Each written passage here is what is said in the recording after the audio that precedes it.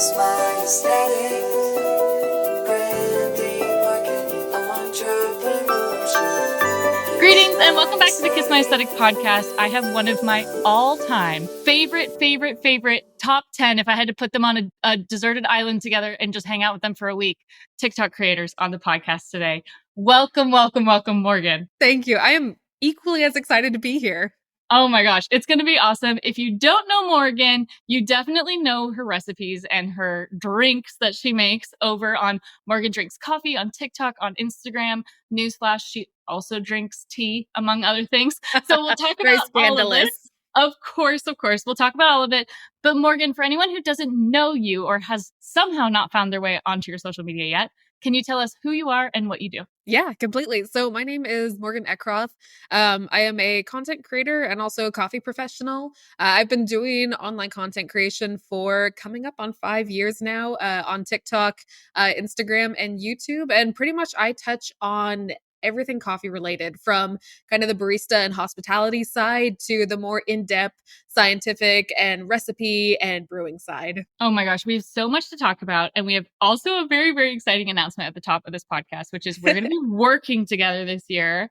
I cannot contain myself. I told you this on the discovery call. If I wasn't holding my mic, I would be clapping right now. Oh, completely. Same. So we're just about to embark on your whole branding process, which is going to be so much fun because you have so much great stuff going on. And you, for me, are like a brand designer's dream because you have great photo and video. And that's always the hardest part. So that's going to be stellar. But I want people to get to know you like from the beginning, from before social media, before World Barista Championships, before all of that.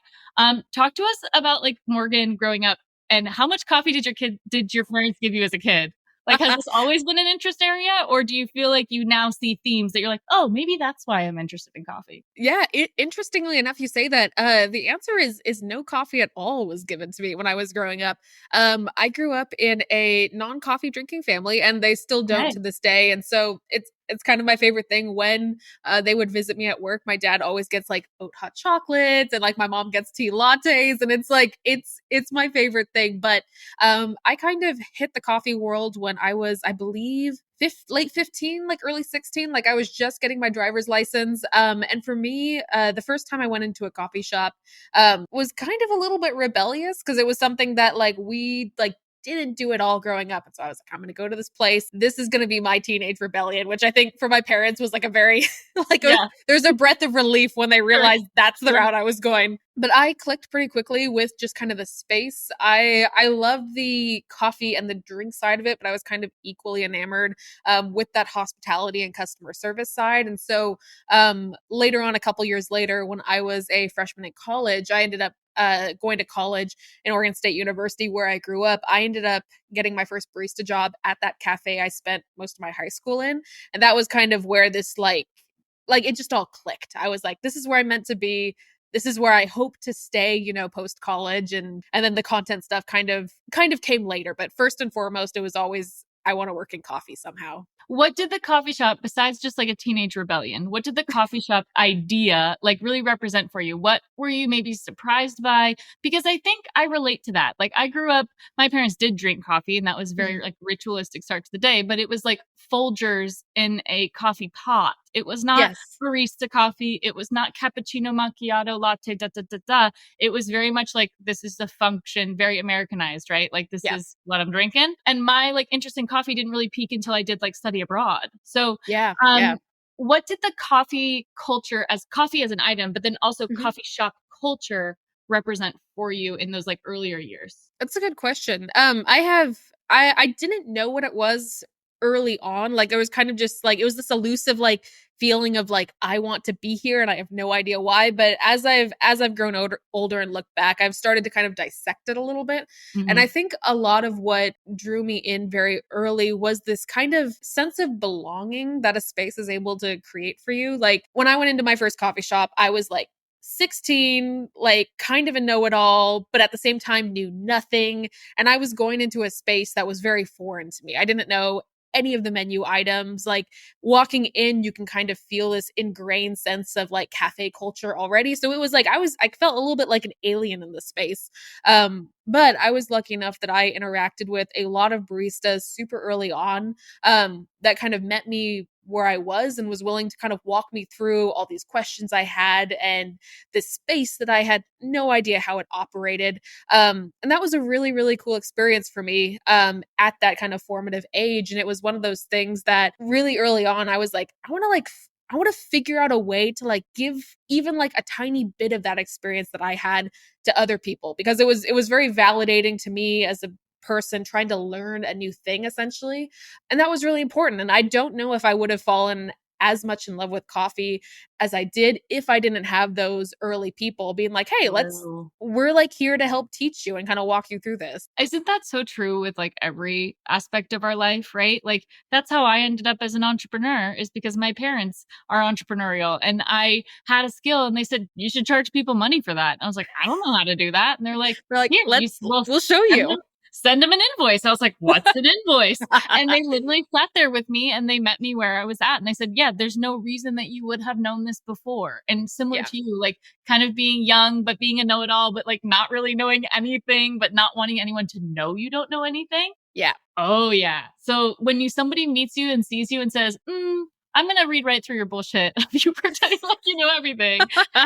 Let's actually break it down, you know? And I think that the best professionals do that with everything, right? Completely. And friends do that too. Like that's a really interesting note that you had on that. But you have these really early experiences of community in these great coffee shops. You're in like the mecca of great coffee shops where you're at. I mean, I am. West, like, wow. I feel spoiled and so lucky every day. And also the timing of the whole thing, right? Like coffee culture picking up the way that it does, right around the time that you're entering that scene is kind of also magic, happy accident. Talk to me a little bit about how you then took that experience and shared it with other people, because I think you did it in a really smart way. Yeah, it was a little bit of an accident and also a little bit intentional. It was kind of like a weird, perfect storm of right time, right place, right situation. But when I was going to school, and I think I was about a year and a half, maybe 2 years into my first barista job, I was going and getting my marketing degree. And I, at that point, kind of knew I wanted to stay in the hospitality and coffee industry. But I didn't know if I wanted to be a barista forever, or at least kind of like when you're in a business school, like they're like, all right, what's like, get the career job. So I was like, all right, what does a career job, quote unquote, look like in coffee? And so I knew I wanted to do something in like the creative field in coffee. And so I had a background in photography and did like a lot of freelance work through high school and college, but I didn't know anything about video.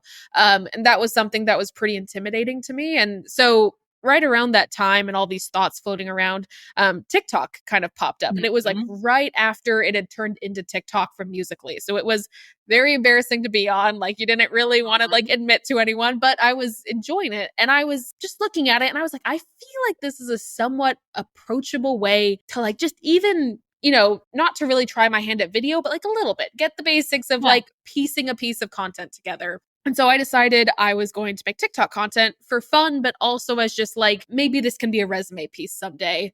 And I kind of fell into this hole very quickly of like, I'm going to make coffee content, because when I wasn't at school, I was working.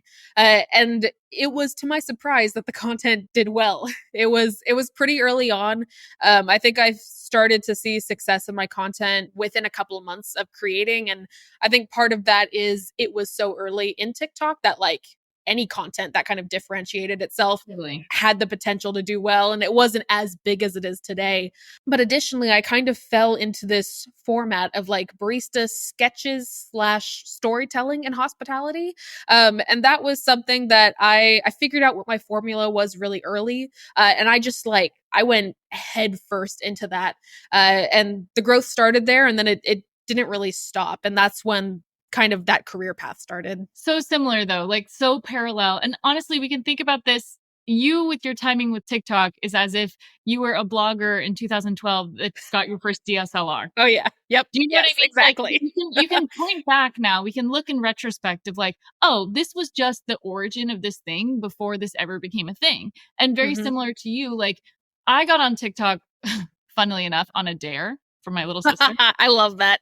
Because at the time I had, I think, about 6,000 followers on Instagram. And she goes, I'm going to get more followers than you on TikTok. And I was like, bet. Like, okay, let's go. And so I got on TikTok and I did the thing that I thought was cool, which was like posting travel content. But I'm like, Mhm. wait a second, like there's so many travel bloggers out there. I am not a travel blogger. Like I need to post what I actually like and what I'm good at. And it was those brand design in 60 seconds videos. That's how it started Mhm. for me, was like you just like you said, you figure out the formula, you replicate, and then you go for volume. And then you're like, oh, this is working. You want more, you want more, you want you know, you just Yeah. like Yes. feed the algorithm. But I remember your content from when you were doing the coffee shop sketches. Like that's how I came across your account. They're so artfully done, even in the beginning stages, even at the very, very beginning. Like There are some ones that I would say aren't very artful, but I do appreciate that. the I do sentiment, appreciate though. the You know what sentiment. I mean? Yes. The sentiment is there, and like you can see the emotional component is there, which I think is so Mhm. fascinating about what you're doing. Is it's so much more than the actual just consumption of drinks. Like Yeah. it's so much bigger than that because you're talking so much about connection and like these micro moments of connection that I think, especially in the pandemic, we all craved Yeah. so much.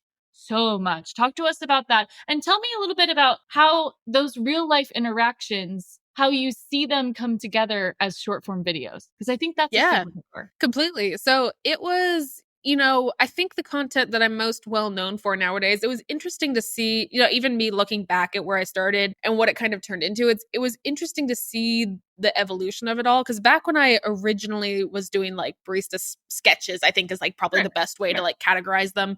Um, they definitely came from a much more sardonic angle. Like Yes. they were supposed to be funny. Like I wasn't really going for like the heartstrings. I was like, I'm going to poke fun at this a little bit. And it Mhm. always came from a place of love, but it was like, I was young and like I Peeved. don't know. It was fun. It was fun. I mean, Yeah. I guess I still am in some ways, but it was like fun to joke about it as like a 19, 20-year-old college student. But then a little bit later on, there came to a point where I was like, I don't know if I want to like poke as much fun at this anymore. I Yes. think there's like a different angle to this that I just want to address. And so that's when those videos started to morph into something that was, I would say, more story than sketch. And like the additions of it beforehand, it was still rooted in a lot of truth. But I think as I kind of grew deeper into the coffee industry and took on a new appreciation for it, I was getting to the point where I was like, I just want to like talk about the things I love in this space. I'm tired of kind of like punching down on this. And so the stories really came just out of that. And it then was interesting to figure out my creative process because it involved me then looking for completely different moments out of every day. Yes. Um, Yeah. and a lot of people like have asked, they're like, are these based off of true stories and real people? And like, I mean, the answer kind of has to be yes. Because for so long I was still working barista shifts while I was making content. And so there would be these little like tiny like micro moments throughout the day. And I would like go run to the back or like take a bathroom break and like write it down on a notes app and be like, I need to figure out how to make this a video later. And so it was interesting to kind of shift my mindset to look for different types of moments. But then also shooting them became a little bit different because it was less animated. It wasn't like, the music changed. It wasn't like that like fast, flashy, like there wasn't a punchline at any of these videos. And figuring out how to make a video engaging about a story without a punchline is Yeah. a very Cool. strange challenge. And it took a while to figure out the formula, but I think finally it kind of it evolved into something that worked. Are you a fan of stand-up comedy? Because you're using a lot of stand-up terminology. I I look at a lot of stand-up comedy and the set Yes. like I like looking at people's creative processes and like formats for different like types of entertainment. And so I've looked at stand-up comedy from like kind of a I guess a more like Analytical. scientific, yeah, analytical perspective for sure. Yeah, no, it's really interesting you say that because I love stand up both as like entertainment and also art form. Because I think we have that in common, right? Where it's like Mhm. the best comedians are just pointing out the most obvious truths and the Yeah. ironies in the most obvious truths, right? It's the idea of like the true stroke of genius or sign of genius is holding two opposing thoughts at the same time, right? It's like Mhm. I can make this funny and poignant. I can make this silly and meaningful. And that's Yeah. I think so interesting, but similar to almost like when you were describing that, it's like almost like a confirmation bias of when you're in the market for a new car, you see the car that you want everywhere because you're Yeah. noticing. the art Yep, of noticing, completely. right? So I love that you shifted from being like, oh, I'm going to be this like cynical take on this experience and you know, poke fun at the guy that's talking on his Bluetooth. And I Yep. remember this so clear in my head. You have this one sketch of like the guy coming to the counter to order, and he's having like a conversation on the Bluetooth, and you're trying to talk to him, and you think you're having a conversation with him, but he's having a conversation with the person on the phone, and there's just this disconnect, and you're like, we're not seeing each other. Like that sticks out to me as one of your sketches, right? So it's finding that, but making that shift. How did you feel? Go ahead. I was just gonna say, it's kind of as simple as being like, in a previous edition, it was like a frustration of like, why is he on the phone? Like he should be like paying attention. And there's like truth to that for sure. But like the other side of it is like, maybe this is a super important phone call that he got like dragged into, and he's just doing his best to like interact with you because he's already in line and it's just like, right. Maybe there's another side to it, just looking at that other side. Or maybe he's getting coffee for his wife because that's part of their routine. Exactly. And he knows he's not going to sacrifice getting the routine of the coffee for the wife because he's on the phone. You know what I mean? Like there's so much texture and like layer to that. I think you do a really good job of telling all of those things. But I think also, I would imagine that the types of comments and the types of people that were attracted to your content once you made the switch from more satirical to more poignant, more just like open-ended in a way, that changed. Is that the truth? I would say so. I think I was really happy that, I mean, so a lot of people like stuck it through with me. Like it was like the content changed, but like not enough to push people away. But it was funny for a for a long time. And I mean, even still sometimes when I post those types of videos, people would just leave comments and they'd just be like, why am I crying? And I was like, I don't know. You got to look at that yourself and ask why you're crying. But it was also funny to watch people consume that type of content and search for, like they needed a punchline out of it. Like there would be people being like, what's the point of this? Like, I don't understand. I'm so confused.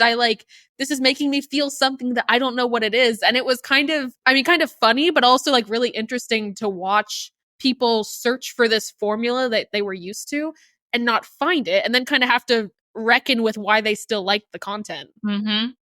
Because enough of the variables, right? With content marketing in general, and I tell this to all my clients, it's like everything is on a giant switchboard, and we're constantly trying to like play with this lever, play with this dial, do this slider up, down, and just find the perfect concert of all the elements, right? The sound, the visuals, the editing, great analogy, the pace, the story time, like all of that it all is tinker withable. But if you tinker everything all at once, you're going to give your audience absolute whiplash.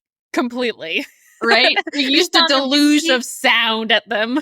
Right. You found a really measured way to be like, what happens if I just crank up this one in the other direction? What happens if we just push the limits a little bit more towards this direction? But I think what worked to your advantage is your voice and your visual style, because on TikTok, those two things, man, those will take you so far. So how is your content now compared to some of the stuff we just talked about?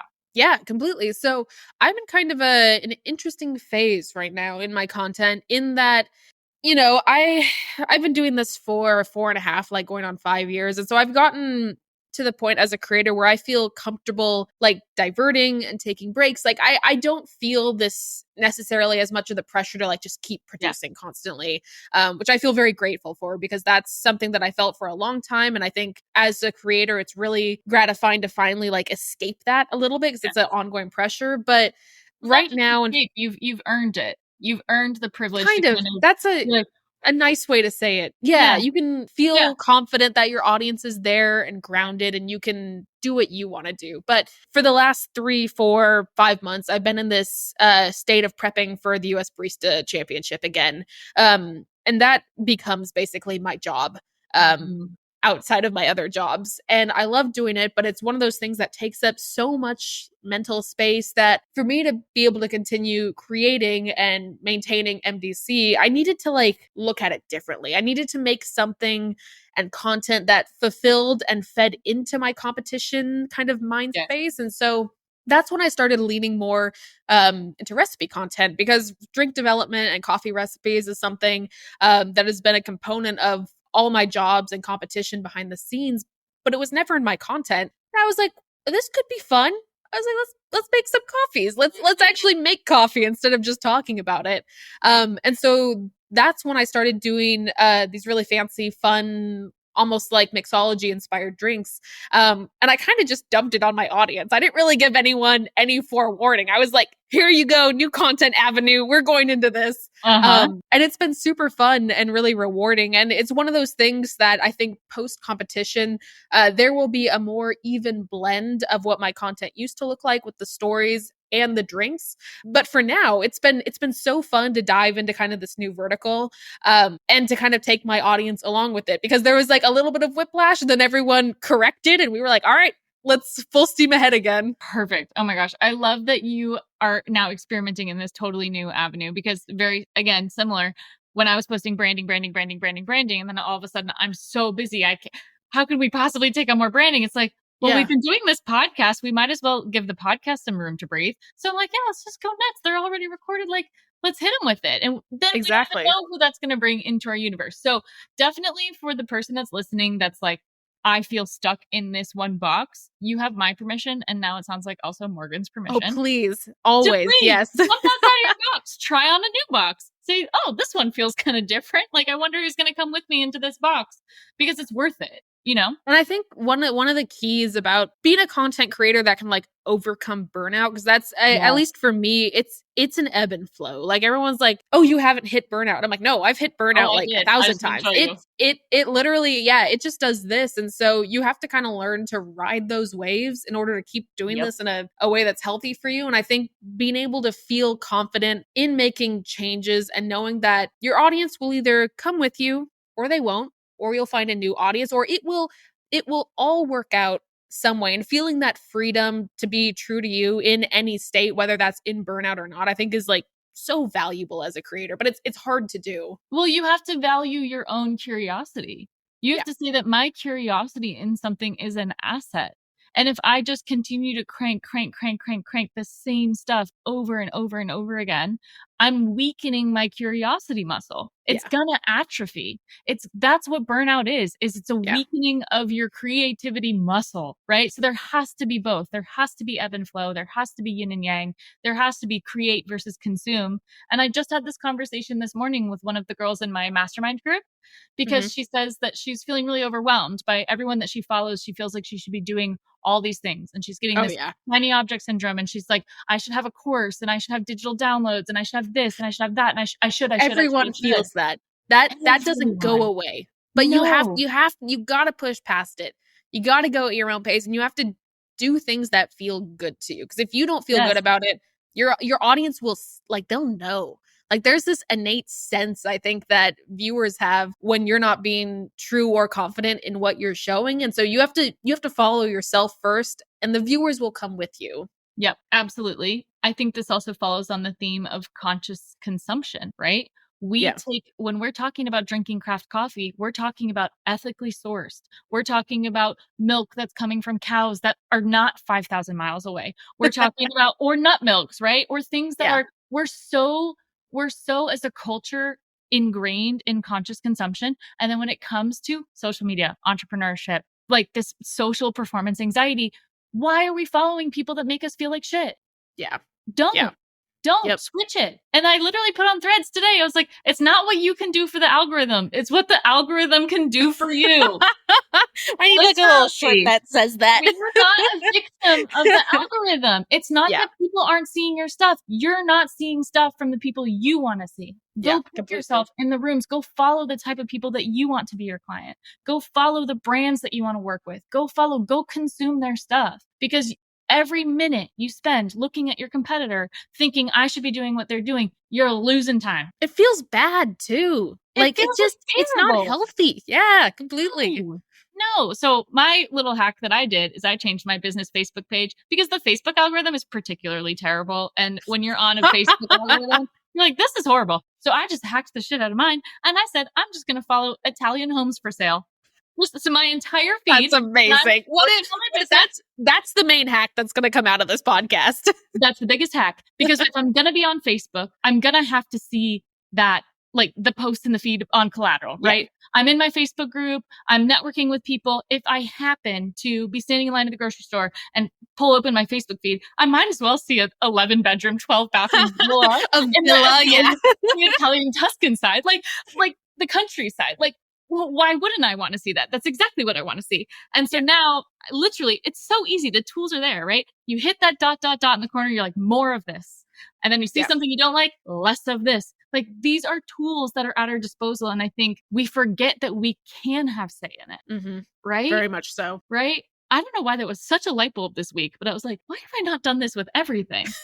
I think it's important. I mean, I don't know, it's such the social media space, and watching short form do what it's done, at least in like the last 3.5 and 4 years. It's like, it feels like you're just like in a waterfall, and it's very hard to get out of that. Like that constant stream and scroll is fun and addicting, and I love it as much as everyone else does, but it's like you can't stay in it forever. Like, it's exhausting. No. But you love an analogy, and I also love an analogy, and this is why we work wonderfully together, because the way I described this to my team last month was like, it's the difference between a scuba and a snorkel, and you cannot scuba forever. You cannot. You have to come up for air. You have to come up for air, and you've got to find the activities that feel more like a snorkel. That's the day-to-day. That's the, Yeah. And every once in a while, it's like, I'm going to go down this rabbit hole. I'm going to go see what I can see. But I also need help. I need people to help. But you got an air tank. Like, there's only so much time. There's only so much. There's only so much time we could spend down there, because you cannot stay down that long. You've got to find a way to get yourself back up. So totally agree with the waterfall analogy. I think there is that kind of, it's boundaries that people are talking about in a very abstract, like, set a boundary, like, only go on TikTok for 30 minutes. And you're like, yeah, whatever. Sure. You know what I mean? That's like 3 videos nowadays. Right? So I think also, just because one thing is popular doesn't mean the opposite doesn't exist. So I think as we're all feeling like this, we're being inundated with short form content, so too has podcasting taken off, right? Yeah. And YouTube is back up. Yep. And I said this to my dad today on the phone. Just because the airplane was invented doesn't mean that the train went out of business, but the airplane changed the way we travel. It did. So that pendulum would just swing back and forth. But being someone who's going to be on probably 15 planes in the next 30 days, I'd be like, gosh, a nice slow train trip sounds so nice. Like, why am I in a rush so much? Like, I want to sit in a bougie train. Like, that sounds so enjoyable, right? Completely. So what are some of the moments that, first I want to know your process and your routine, because you strike me as someone that has a good amount of balance between projects I want to work on. I thought you were going to say someone that has a lot of routine. I was going to be like, you're reading me very well here. also routine, but also balance. And I think someone who's well balanced, it means they have a very locked in routine. So I'm very curious about that, but I'm also even more curious about the things that you like to do that help you slow down your brain. It's a good question. So I'm a very routine-based person. Over the last like 3-ish years or so, I've never like just had one job. There was a period of time for about 1.5 years where I was like actively working 3 different jobs. I was a content marketing specialist for a large coffee company out of Arkansas, which I still am.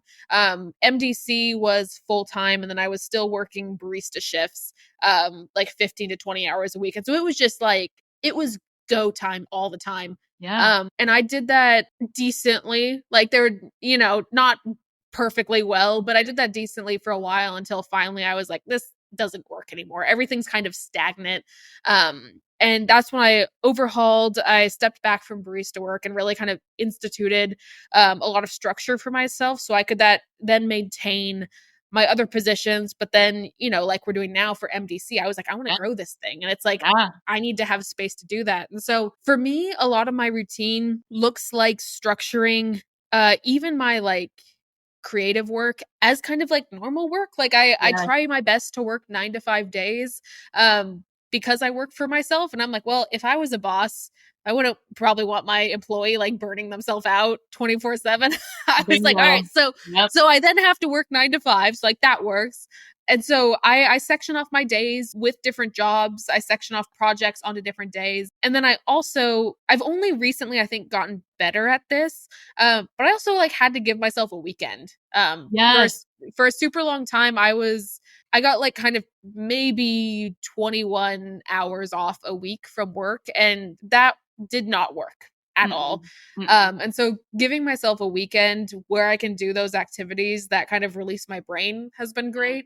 I'm a big person into like escapism. And so for me, I am super, I don't know. There's a lot of like geek and nerd stuff that I really like. And let's go nerd. Go there, Morgan. So I'm a big like sci-fi and fantasy reader. And so I take time to just like stuff myself into books. I take my time to like give myself creative writing projects. That it's like I'll even do like fan fiction. It's just stuff that like is in no way related to my work. That's super important. It so is related. But it's so fulfilling. Yeah. But it's like it's stuff like that, integrating those things and making sure I'm actually doing them. Even doing things that like cause my brain to be bored. Like I think that's super important. And that combination of structure plus like just creative free time is kind of how it all works nowadays. And so far it's been a good system. And that's something that will sustain, right? Like that's something that will allow you to perform when you need to perform. It's like an athlete, right? Like think of all the athletes that are training for the Olympics right now. If you trained 14 hours a day, you'd ruin your body. Completely. You'd ruin your body. You have to schedule rest. You have to schedule stretching. You have to schedule recovery time. Otherwise, this whole thing doesn't work. And then you can't do what you actually wanted to do, which is compete, right? So it's the same idea. But I think you remind me a lot of my other client, Ruben, Fit Boss Blueprint, because he also has a very regimented day and he has every day structured, scheduled, creative play. It's not great. Not it's so revenue generating, not networking, not posting on social media. I had to tell myself to like stop monetizing things. I was like, you cannot keep monetizing your hobbies. I was like, have things that have no value to your job, because in a way they do to your own mental health, which adds value, of course, but just like I think with content creation too, it's like not everything has to be content. That was like a big realization that was very, very helpful for me. Yes, same. I fall into that trap completely. And I think the way you just talked about books is the way I feel about food. Because food and preparing food for people and cooking for people and hosting people is one of the only things that I do that is truly meditative, that is truly without technology. I'm not on my phone. I'm not on my computer. I have music on, but that's about it. And it's just one of those things that you can absolutely get lost in. And I think that's why I crave it so much. And that's, but also very related to my business, because my logo definitely pasta inspired, definitely a pasta shape. I love that. You know what I mean? Like that is related. So I think about you with your sci-fi escapism book reading and how that must start to create synapses in your brain that think about color combination, that think about composition, that think about how can I make something that no one's seen before because they're not consuming what I'm consuming, right? And so it probably does play out. We just think that they're disconnected, but they're so connected. Sure. I like to think it, but yes, totally. It all works together. As much as, I think your day-to-day and your relaxing time can be like symbiotic to one another. I think that's so excellent. Absolutely. And I think as women too, I think we have that superpower over men personally, because I think we can connect to ideas that are far apart from each other. Right? Sure. And we can connect with one another really well because we're not so linear. We're not so if A, B, in order. Sure. But have you heard the spaghetti brain versus waffle brain analogy? I don't think so, actually. Okay. So the analogy is men have a waffle brain and women have spaghetti brains, right? I love that. First of all, no more context. Love that. It's just the visualization itself is fun. Because when you pour syrup into a waffle, syrup is the idea. You pour it into the waffle, the syrup stays contained in the cell. Sometimes they run over, but it's not like you're going to pour syrup into one cell of the waffle and it'll go to the other side of the waffle. Sure. Right? It stays contained. That's how men's brains function, allegedly.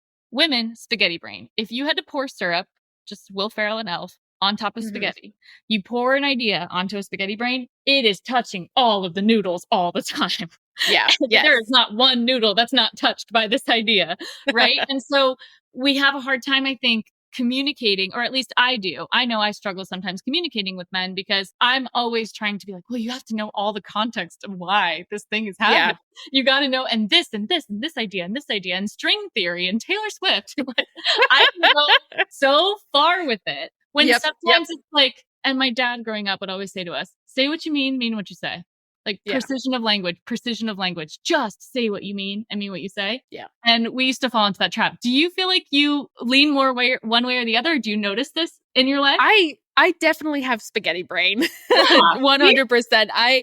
It's why I find myself, it's something I kind of like. I think I'm becoming more skilled at balancing the two, but it's why I like doing a lot of my work in written form. And it's why I do a lot of voiceover, because it's coming from a written form, is that like, you can see it when you go on YouTube. Like, it's me speaking in long form for like a 15-20 minute video. The videos are always like 45 minutes long, because it's like, it's me popcorning everywhere else. But I like writing because I can then get everything out, and then I can look at it, and then I can like concise it down to what I'm actually saying. Yeah. That's hard for me to do when speaking. And I'm sure everyone can like tell that just from even this podcast. And no, like, not the at all. amount You're of making things. perfect sense. You're making perfect sense. It's really fascinating because I've been going also to neurofeedback, talk about sci-fi nerd weird stuff. Yep. Which is brain training, right? And it's about, it's actually shows you the data visualization of the electricity within your brain. And we Interesting. looked at it with the doctor that's helping me with this, who I need to have on the podcast now that I think of it. That sounds like an excellent podcast. It's fascinating, but it's actually a visualization of all the noise. And so we're working on training to come down from having so much noise, to be in more of a state of relax, to be in more of a state of calm, so that that muscle gets strengthened, right? Because like you said, it's really easy to always have a million projects, to always have a million ideas. It's difficult. It's also the culture and media that we're consuming constantly. Our brains were never meant to take in this much information. So to not be in the practice of giving ourselves rest comes at a deficit, and it can get dangerous. It can get really scary, right? But it was so cool to see a data visualization of the way my brain works, because I told her, I said, because I'm an art history person, I said, my brain always feels like a Jackson Pollock painting. It's always like, somehow in how I've grown up and how I've matured, I've figured out how to spit out a figure drawing. Because it feels like a Jackson Pollock painting, but by the time it comes out of my mouth, I'm like, it's formed. Yes. Yeah. And I think that that's the people that can figure out how to do that are the ones that are successul on social media, to be honest. Definitely. Like, this is you, right? All of my favorite creators are this way. But I always have 1,000,005 ideas and da-da-da-da-da. But you have to distill it. Like, you got to find a way to distill it. Yeah. I found a way to channel it and simplify it and make it this little nugget. And that's why it's working, right? It's the same as the branding process. It's just like I told you. I knew on the discovery call what your branding should look like. I already know. I know it in my head, clear as day. I know what this looks like. But we got to do the process, of course. And we got to go through the questionnaire and the Pinterest boards, and we got to check in with each other. But that's the superpower, is taking this long, complex information, input, and then being able to output the reflection of that. I think it was my favorite thing on that discovery call we did, where it was like kind of near the beginning. You described a very particular color tone of purple. And then at the end of the call, we went into my Pinterest board, because I was like, I just need you to look and like see everything. And that color of purple was sitting right in there without you having even seen it before. No, it's so cool. It feels like magic. It feels like magic because I've had a lot of practice. And that's the same thing as like everyone's 15 minutes of fame is 15 years in the making. Same idea. It wasn't luck. It wasn't magic. It was practice. And there's the story. And I think I told you this on the discovery call. Maybe I didn't. I've told it on the podcast for sure, of someone walking up to Picasso in his later years in life saying, will you draw me a picture on this napkin? And he draws the picture, and they said, how much do you want for it? And he says some like outrageous number, right? Like $40,000 for this like napkin drawing. They're like, what? You did that in 5 minutes. And he said, it took me 40 years to learn how to do this in 5 minutes. Yeah, completely. Right? Completely. So it's all the training, all the learning, all the failure, all the ups, all the downs that make it. And that's how you become great at something. Yep. Putting in the 10,000 hours, right? It sucks, but it's good for you. It sucks, but it's good for you. But it's so exciting. It's so exciting. I could literally talk to you for forever about this stuff. And there's so many topics we didn't even touch. But my genuine curiosity is, where do we think all this coffee culture stuff is going? Because I have theories. Yeah. But I'm not going to speak them. I'm going to let you say it first. It's good question. First of all, it's interesting. This is it's something I get asked a decent amount of, like, what is the future of like the industry and all these things. And It's a question I don't have an answer to. It's something that's like actually weirdly enough my main theme of my routine this year in championships is because the question is always like, all right, you need to like as a competitor present what the future of the industry is, and usually that boils down to like an innovation or like a coffee origin or like whatever have you. It boils down to one singular item, and I think it's hard to like state. It's hard for me to state one single reductive. thing. It's yeah, it just I feel like it lacks a lot of like nuance of what else is going on. One thing I will say that has been really cool to see in recent years is in the coffee industry, I think there's this similar pendulum that swings from one side to the other.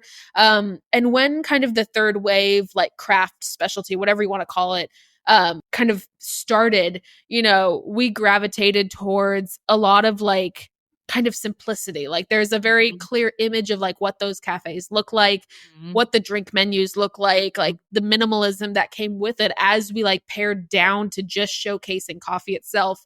And I think we're experiencing a little bit more of like a swing to it all now where, in kind of response to that first wave, we're now seeing more like color and flavor and all these things come back into coffee that we originally kind of kicked out, but it's coming back in a way that I think is more elevated and does a better job at still honoring and showcasing the coffee at the base of it all, which is still the focus.